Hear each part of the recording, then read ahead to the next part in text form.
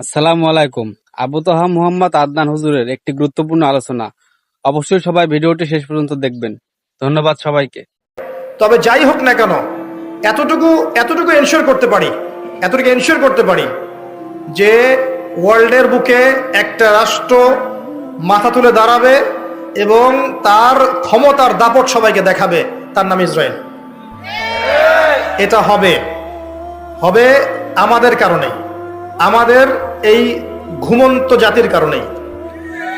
আরবের কলিজার উপর বসে, আরব রাষ্ট্রগুলোর কলিজার উপর বসে সে বিগত 70 বছরে সারা বিশ্বের অর্থনীতি, রাজনীতি, ফাইন্যান্স, ব্যাংকিং সিস্টেম, টেকনোলজি, প্রযুক্তি সব নিয়ন্ত্রণ করে নিয়েছে। তখন আমরা কি করছিলাম ভাই? হ্যাঁ, সবাই করেনি। অনেক ওলামায়ে কেরাম ছিলেন যারা শুরু থেকে এগুলো মানুষকে সতর্ক করার চেষ্টা করেছেন ঠিকই, কিন্তু তাদের মিম্বরগুলো সংকুচিত ছিল।